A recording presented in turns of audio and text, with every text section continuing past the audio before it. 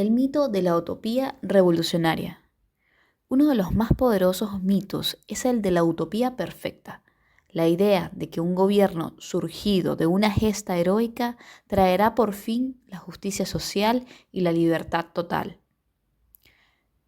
Hoy nos adentraremos en lo que Clinton Ross denomina el mito de la utopía revolucionaria. Veremos cómo, en muchos casos, la realidad termina siendo bien distinta de las promesas iniciales. El origen del mito de la utopía revolucionaria en América Latina. Para entender cómo nace el mito, debemos remontarnos a las raíces de las revoluciones latinoamericanas, desde la época de la independencia, con líderes como Simón Bolívar o José de San Martín. Se enarboló la promesa de una tierra libre de la opresión colonial. En el siglo XX, este anhelo se tradujo en movimientos revolucionarios que se enfrentaron a dictaduras y gobiernos autoritarios. La Revolución Cubana de 1959 fue un claro ejemplo. Fue aclamada como el comienzo de una sociedad igualitaria. Muchos intelectuales y artistas, dentro y fuera de la isla, se dejaron seducir por la narrativa de un futuro glorioso. Del mismo modo, la revolución sandinista en Nicaragua de 1979 despertó un entusiasmo sin precedentes y atrajo a simpatizantes en todo el Nuevo Mundo. Décadas después, en 1999, emergió en Venezuela lo que se autoproclamó Revolución Bolivariana. Se prometía una sociedad distinta, sin desigualdades extremas y con participación de todos. Clinton Ross, como muchos idealistas, vio en este proyecto la continuidad de las luchas de los años 60, 70 y 80 en Centroamérica. Sin embargo, con el paso del tiempo, empezaron a notarse rasgos de militarización del poder, personalismo político y represión hacia voces críticas.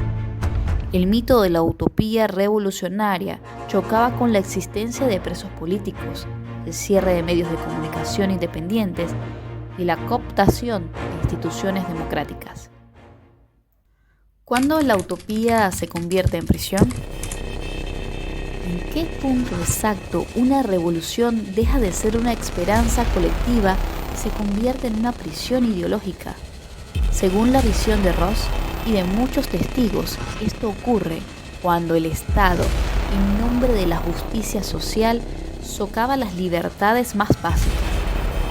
La línea se cruza cuando el discurso oficial condena cualquier disidencia, señalándola como traición a la patria o conspiración, y cuando quienes critican el rumbo del gobierno son silenciados. Resulta llamativo cómo se repite este patrón en distintas experiencias, desde la Cuba de los años 70 y 80 hasta la Nicaragua de Daniel Ortega en la actualidad, donde, de nuevo, la represión a las voces opositoras indica un cambio radical del sueño original. Algunas menciones históricas complementarias, porque a lo largo del siglo XX hemos visto brotes revolucionarios por toda América Latina. La Guatemala de Jacobo Arbenz, derrocada en 1954 con un golpe auspiciado por Estados Unidos. La efervescencia de la Unidad Popular en Chile con Salvador Allende, de 1970 a 1973. Y el boom de la teología de la liberación en Centroamérica. En cada uno de estos procesos se proyectan grandes ideales. Sin embargo, en muchos casos, los líderes revolucionarios pasaron a concentrar el poder y marginar otras corrientes de pensamiento. El mito de la utopía surge cuando se cree que un solo partido o un único caudillo puede encarnar la totalidad del pueblo, llevando inevitablemente a la imposición de una visión única.